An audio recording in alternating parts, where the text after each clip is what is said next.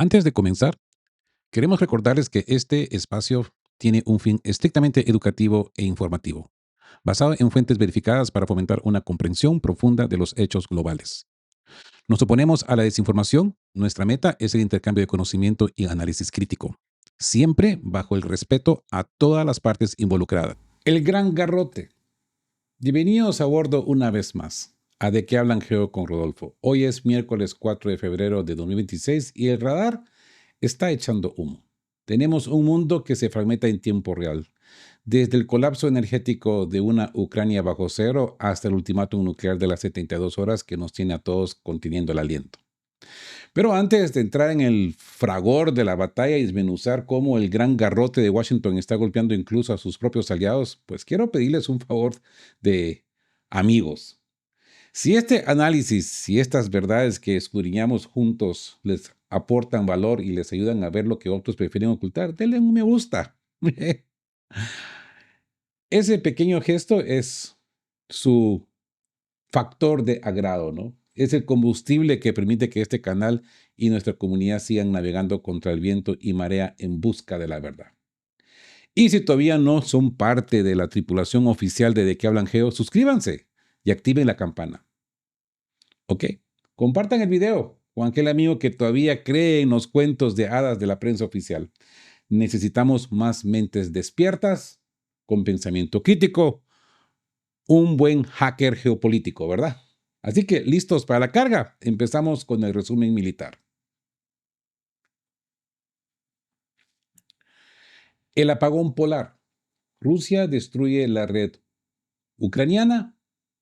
El frío de ayer, 3 de febrero, pues Rusia lanzó el ataque más devastador del año contra el sector energético ucraniano, aprovechando una ola polar con temperaturas de menos 25 grados centígrados. Moscú envió 3 oleadas de misiles y drones. El resultado, de 3 estaciones eléctricas claves, 2 han sido completamente borradas del mapa. Cientos de miles de familias están ahora mismo sin calefacción en el momento más crítico del invierno. No es solo guerra, amigos de que hablan Geo, es un mensaje directo antes de que hoy, pues, como sabrán, se están reuniendo en Abu Dhabi. O aceptan los términos de paz o Ucrania se congela. Hablaremos del ultimátum de las 72 horas. ¿Guerra total?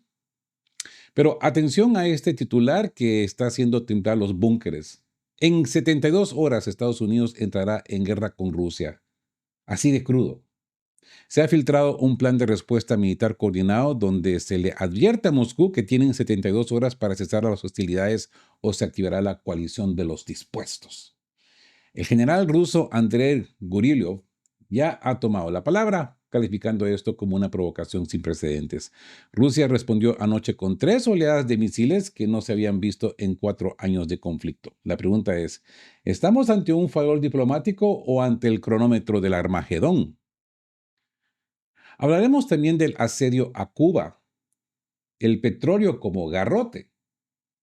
Y mientras el mundo mira a Ucrania, Washington aprieta el cuello de la soberanía en nuestra región. Julio Kenapi lo denuncia hoy, una nueva ofensiva contra Cuba. El objetivo es quirúrgico, cortar el suministro energético. Estados Unidos está usando medidas coercitivas extraterritoriales para sembrar el caos y forzar un cambio de régimen. No es seguridad, amigos. Es asedio puro y duro.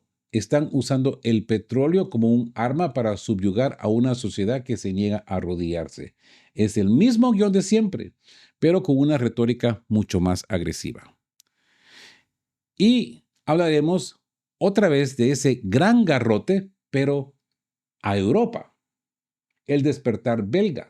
Finalmente, el gran garrote estadounidense también golpea a sus propios aliados. El primer ministro belga Bart de Wever ha soltado una verdad que en Bruselas escuece. La protección de Washington ya no es un escudo, es una herramienta de presión política. Europa empieza a reconocer por fin los costos brutales de su dependencia energética y militar. La conciencia crece, sí, pero la autonomía sigue siendo una quimera lejana. Europa se da cuenta de que está en el menú, pero todavía no sabe cómo levantarse de la mesa. Así pues que este miércoles 4 de febrero arranca con el mundo Al borde del precipicio, Rusia golpea la luz, Estados Unidos pone un reloj de 72 horas y Cuba resiste el asedio. Hoy más que nunca mantengan la guardia alta, el café, el mate cerca. Sin demora, vamos a la carga. Resumen militar. El apagón de Kiev. Vamos con el resumen militar de lo acontecido entre la noche del 3 al 4 de febrero de 2026. Ha sido una de las noches más largas y destructivas para el sistema energético ucraniano.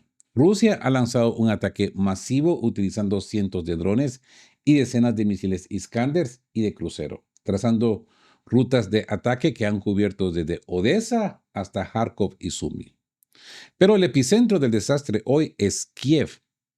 Para entender la magnitud de lo que ha pasado, miren este mapa de la capital. Kiev depende de 3 pilares fundamentales de energía y una planta de calefacción central. La planta número 6, noreste, ya fue destruida entre el 20 y el 23 de enero, borrada del mapa.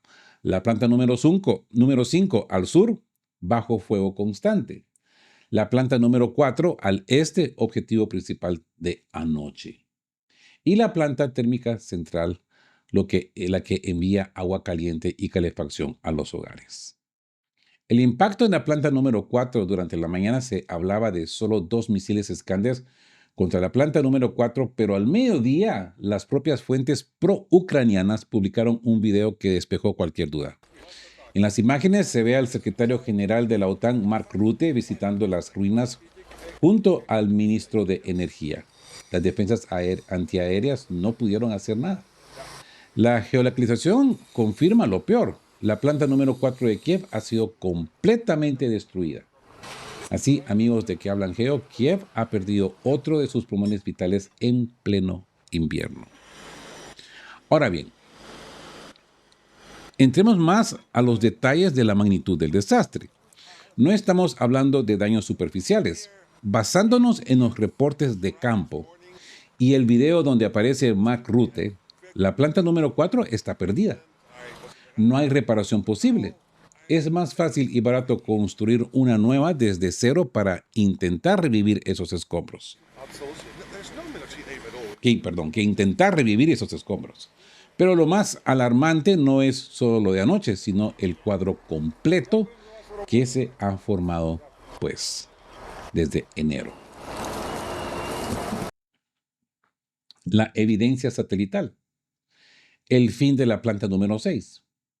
Miren estas imágenes de satélite publicadas el 25 de enero. No hay rastro de calor, no hay actividad. La planta número 6 en el noreste entró en el lockdown total tras los ataques entre el 20 y el 23 de enero. Si comparamos las fotos del 16 y el 21 de enero, vemos cómo las construcciones del sur fueron sistemáticamente demolidas por los misiles rusos. Los videos publicados por fuentes pro-ucranianas lo confirman. Kiev ha perdido su segunda gran central. El último pulmón, la planta número 5. Al cierre del 3 de febrero de 2026, el panorama es este. Planta 6, destruida en enero. Planta 4, destruida anoche. Y planta 5 en el sur, pues anoche recibió el impacto de al menos 4 misiles Iskander. Sin embargo, amigos de Que Hablan Geo, aquí somos rigurosos. Aún no hay videos ni fotos satelitales que confirmen su destrucción total.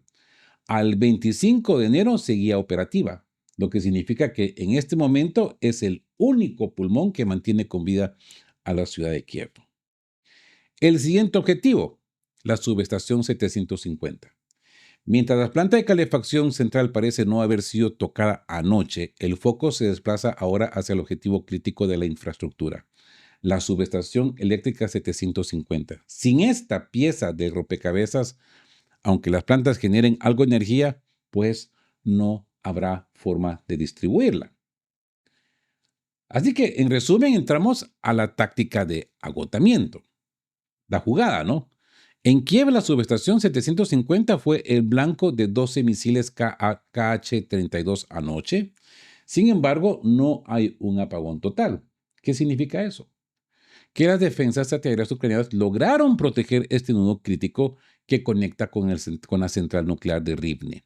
Kiev sigue respirando por un hilo, pero la táctica rusa es, podríamos decirle, diabólica.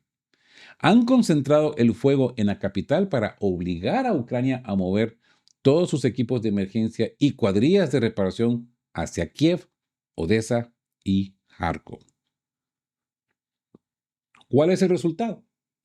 Que ahora el resto del país, ciudades como Leópolis o Lutsk, han quedado desprotegidas. Si Rusia ataca allí mañana, no habrá nadie para estabilizar la red. Es una cacería. Primero te obligan a agruparte en un rincón y luego golpean donde el terreno pues está vacío. El infierno en Dnipro. 18 Iskanders en una hora. Ahora sí confirmado. Pero si creen que lo que Kiev fue duro, miren hacia Dnipropetrovsk. En un ataque sin precedentes, la central eléctrica de Dnipropetrovsk recibió el impacto de 18 misiles Iskander en solo 60 minutos. Es la mayor concentración de fuego sobre un solo objetivo en toda la guerra. El objetivo es claro: desconectar el corazón industrial de Ucrania de forma definitiva. Ahora, podríamos decir siempre en el aspecto de resumen militar, pero entremos al ultimátum, las 72 horas para la guerra.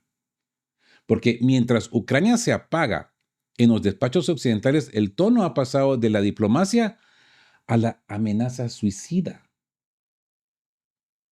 El artículo de Sagrar lo dice claro. En 72 horas, Estados Unidos entrará en guerra con Rusia. Se ha infiltrado que Washington ha dado un ultimátum a Moscú para cesar las hostilidades. Mark Rutte, el jefe de la OTAN, dice que tras un acuerdo de paz, tropas extranjeras entrarán en Ucrania. Pero escuchen bien, los europeos no se mueven si no va Estados Unidos delante. Y Washington todavía no ha firmado ese cheque de sangre. La respuesta del general Gurilov, la respuesta rusa a esta provocación ha sido inmediata y no ha sido con palabras, sino con 3 oleadas de misiles, pues que acabamos de describir, ¿no? El general ruso Andrei Gurilov tomó la palabra para advertir que cualquier bota extranjera en suelo ucraniano será objetivo legítimo desde el minuto 1. Zelensky acusa a Rusia de violar una supuesta promesa de tregua de una semana que habría pedido Donald Trump. Pero en la guerra de 2026 las promesas no detienen a los Iskanders. Y ahí hemos escuchado a Donald Trump decir de que los rusos cumplieron con su palabra. ¿Mm? El ultimátum de las 72 horas. ¿Paz o trampa de sangre?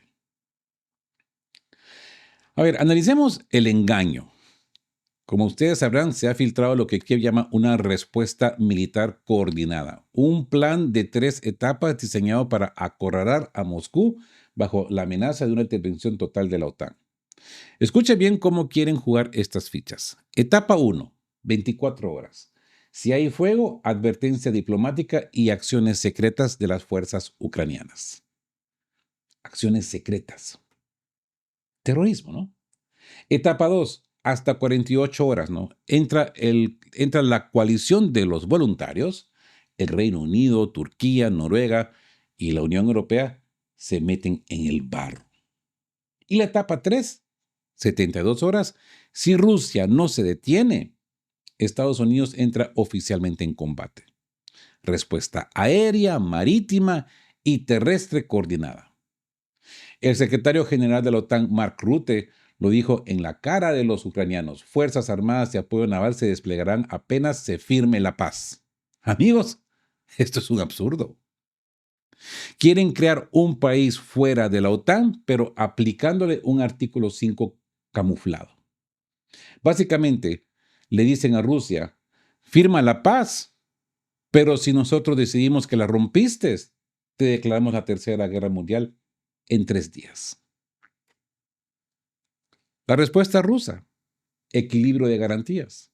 Pero en Moscú no son ingenuos. La respuesta de los analistas militares rusos ha sido un balde de agua fría para las mentes brillantes de Washington y Bruselas.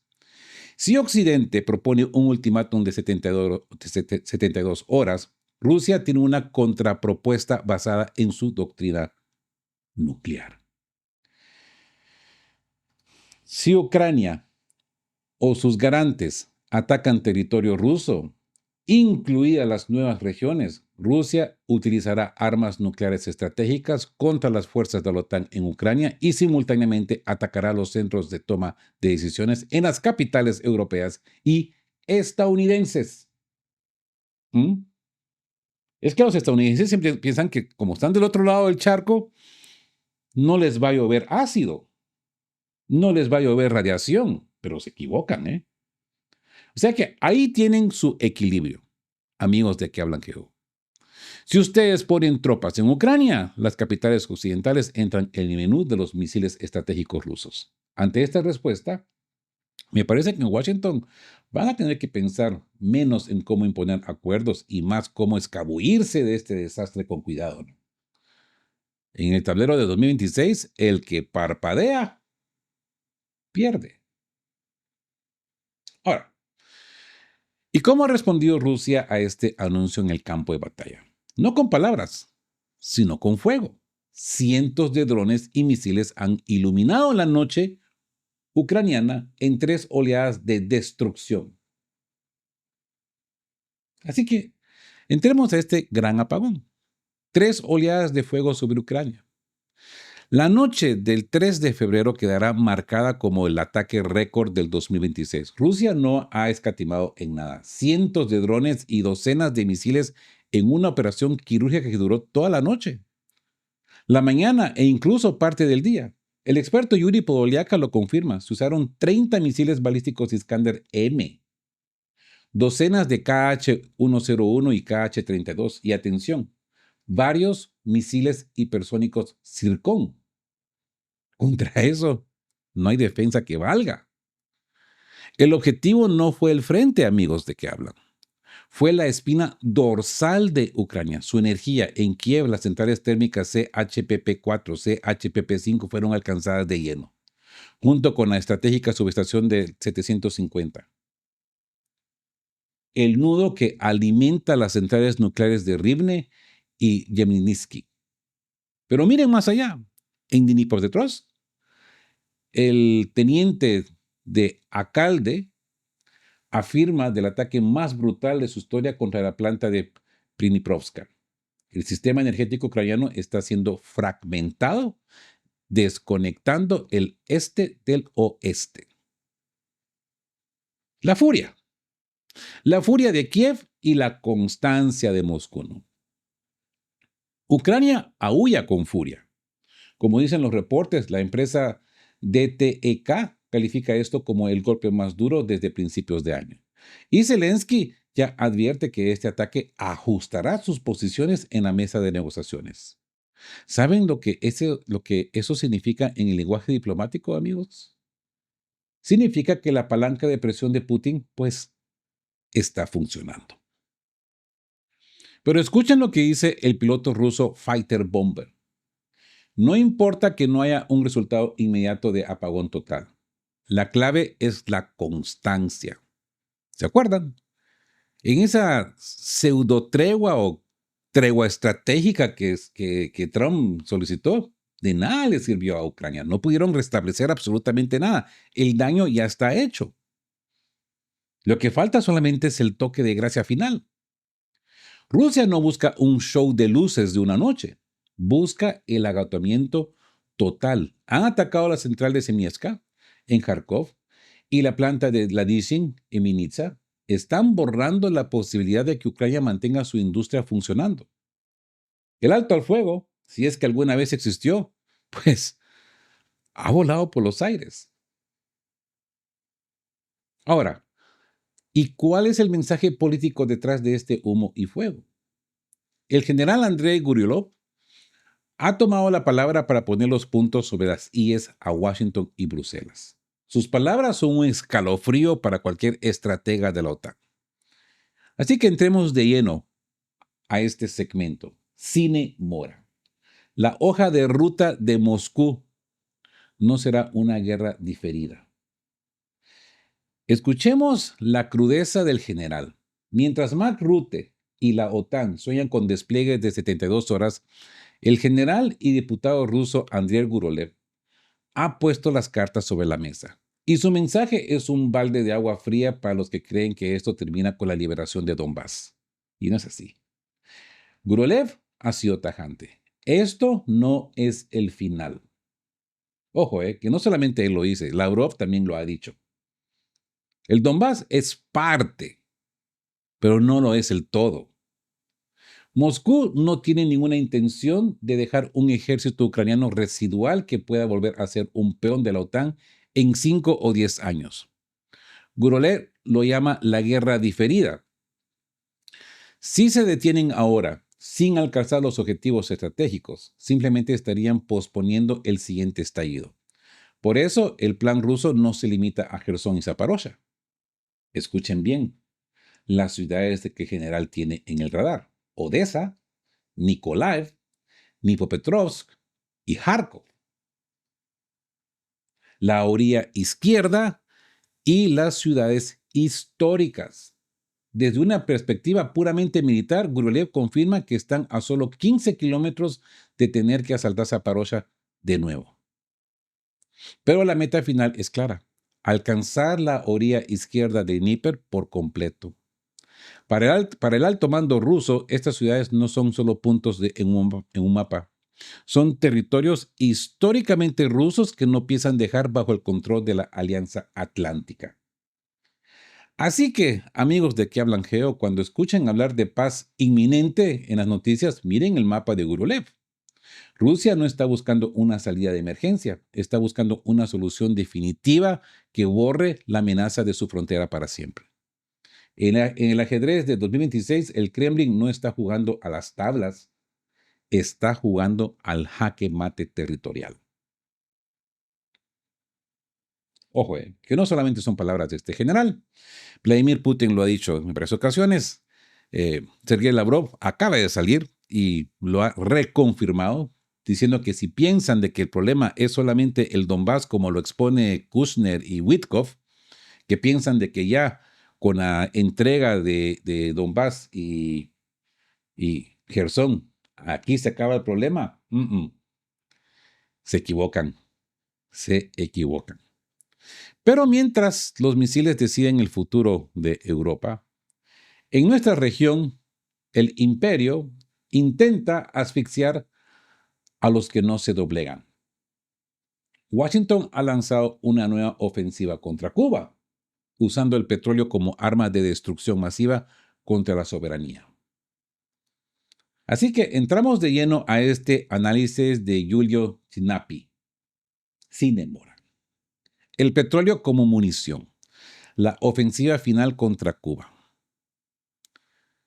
A ver, analicemos esta hipocresía.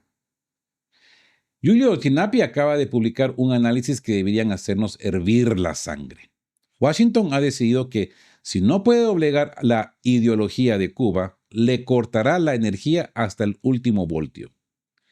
El 29 de enero, bajo una orden ejecutiva de Donald Trump, se declaró una emergencia nacional, alegando que la pequeña isla es una amenaza inusual y extraordinaria para la seguridad de Estados Unidos. Imagínense.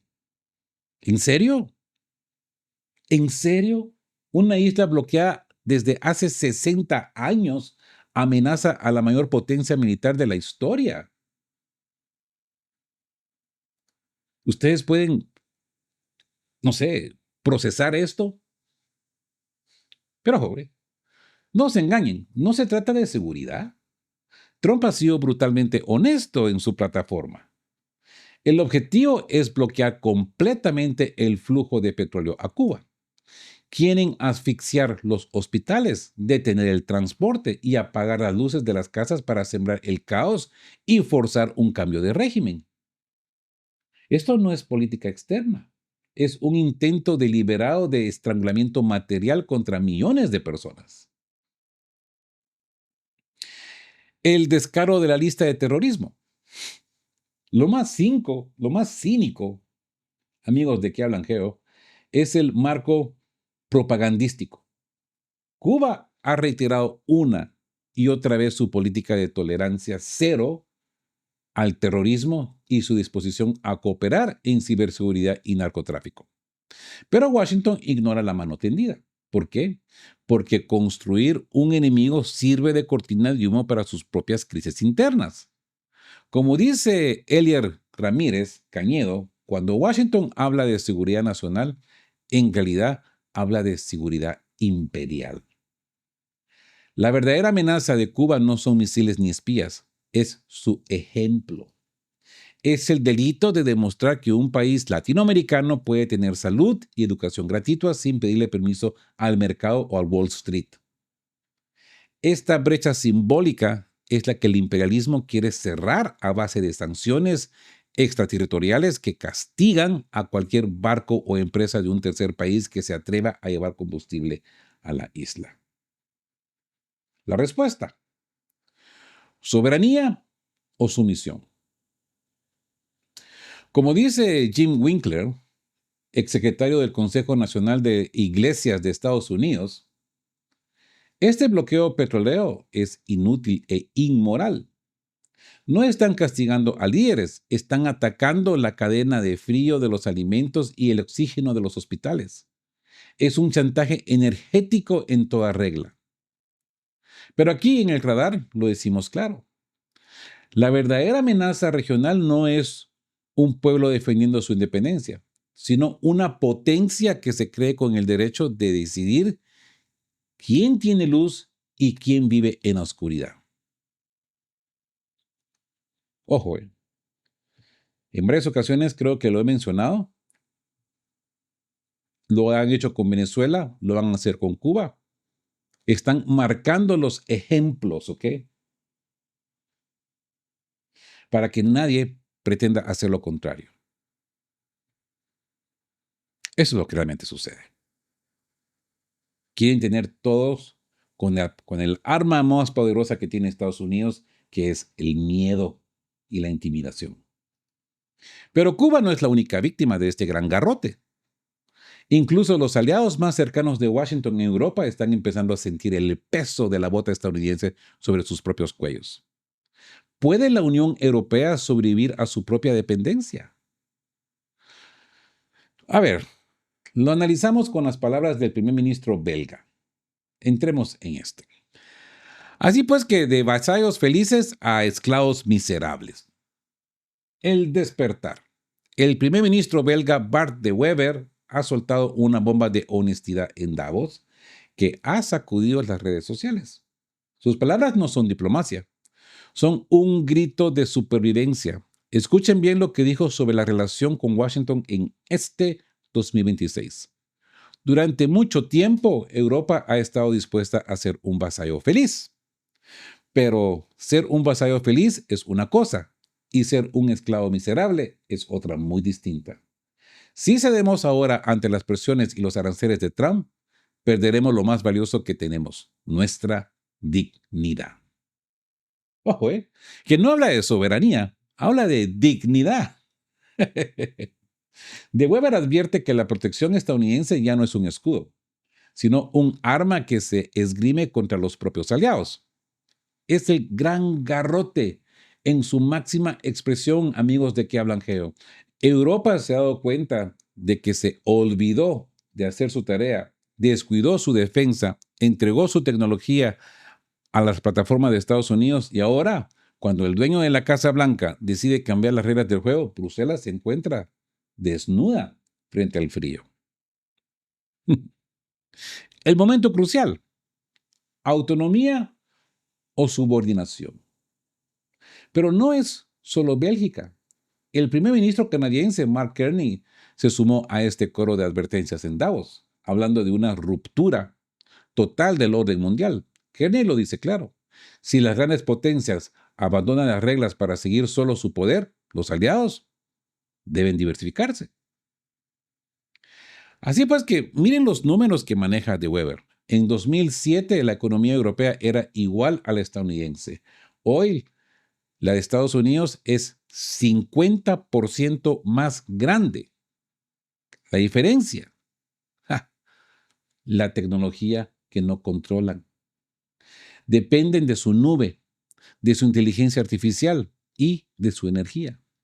Como dice el primer ministro belga, si no despertamos ahora y construimos nuestra propia autonomía estratégica, el 2026 será recordado como el año en que Europa aceptó formalmente sus cadenas. Esclavitud total. La hora de la verdad. Podríamos llamar esto el fin del matrimonio transatlántico, ¿no? El momento crucial, amigos de Que Hablan Geo. Bart de Weber lo ha dicho sin anestesia. Europa ha vivido décadas bajo la ilusión de que la fuerza bruta de Washington era su escudo. Pero hoy ese escudo se ha convertido en una amenaza que golpea a los propios aliados. De Weber advierte que estamos en la hora de la verdad. Ya no es una sospecha, es una realidad. Trump no quiere a una Unión Europea fuerte, la ve como una amenaza económica. Escuchen bien la interpretación de Weber sobre el amor de Trump para el viejo continente. Cuando Trump dice que ama a Europa, no se refiere a una potencia unida, se refiere a 27 naciones separadas, viviendo en el vasalle o camino a la esclavitud. Trump sabe que la economía colectiva de la Unión Europea es la única que puede rivalizar con la de Estados Unidos. Y a eso a Trump no le gusta. I don't like it. Así que de la colisión, de la conciliación a la resistencia, ¿no? Los medios más importantes del mundo, desde The Guardian, la BBC, coinciden. Europa está abandonando su postura blanda. Ya no se trata de pedir permiso, se trata de sobrevivir ante las amenazas salarias por Groenlandia y las exigencias de sumisión total. Como bien dice el experto chino Yang Feng, Europa ha descubierto que su seguridad no dependía de instituciones, sino simplemente del buen humor de quien se sienta en el despacho oval. ¿Y qué viene de la metáfora más potente de De Weber? Se necesitan dos para bailar un tango. Él se define como el más proestadounidense del mundo, pero aclara que un matrimonio requiere respeto y reciprocidad, no concesiones unilaterales. El sentimiento en las calles de Europa, como el usuario @Dishenet1608, es claro. El tiempo de bla, bla, bla se terminó. O Europa toma acciones reales hoy, o termina siendo una propiedad más en el portafolio de Trump. Así pues que Europa no es la única que siente el peso de la nueva realidad. Hay distintas voces en el mundo, pero todas comparten la misma condición de asedio. ¿Cómo está respondiendo el resto del tablero global a este gran garrote del 2026? A ver, el despertar de Alemania y las tres Europas. Es que no solo es Bélgica. El canciller alemán Friedrich Merz se ha plantado en el Parlamento para decir lo que muchos temían. Alemania no se dejará intimidar por los aranceles de Trump ni por la crisis de Groenlandia. ¿Mm? De esto hablamos ayer, ¿no? Alemania ahora está peleada con todas las potencias. Estados Unidos es una de ellas.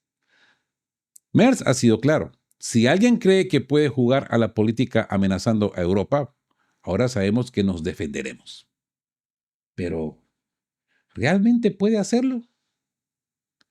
El experto chino Yang Feng lo dice con una frase demoledora. Europa ha despertado su conciencia, pero no ha desarrollado sus músculos. Están en un limbo peligroso. Han reconocido que la dependencia los mata, pero todavía no tienen la fuerza militar ni tecnológica para soltarse de la mano de Washington. Y en ese vacío, Europa se divide en tres tendencias que ustedes deben conocer. La excepción total, líderes que saben que la época dorada con Estados Unidos ha muerto estructuralmente, no hay vuelta atrás. La vacilación, los que ven la fricción pero rezan por una reconciliación que el radar nos dice que no va a llegar. Y la sumisión incondicional. Voces como la del ministro Wetful, que insisten en pegarse a Washington incluso cuando la bota de Trump los aprieta en el cuello. Y como son la mayoría en la élite europea. Así que entremos a la conclusión final de este video. El nuevo orden de 2026. El consenso que emerge de este 4 de febrero es histórico. La relación transatlántica ha entrado en una fase de reestructuración profunda y disociación estratégica. Ya no es el mundo de 2020 ni del 2024. El punto de inflexión es tortuoso y contradictorio, pero la realidad es una sola. El gran garrote de Trump está obligando a cada nación a elegir entre el respeto propio o la esclavitud miserable. Mientras tanto, China observa con serenidad estratégica cómo el bloque occidental se desmorona desde adentro por su propia falta de soberanía. Y lo mismo lo hace Putin. Nosotros seguiremos aquí con el radar encendido, el café o el mate en mano y la guardia siempre alta. Mañana será otro día en este tablero de ajedrez mundial. No olviden dar me gusta, suscríbanse y compartir este informe si quieren que la verdad siga llegando a más. Sin demora. Vamos a la carga juntos, fuertes, buscando la verdad y siendo justos. Chao, chao.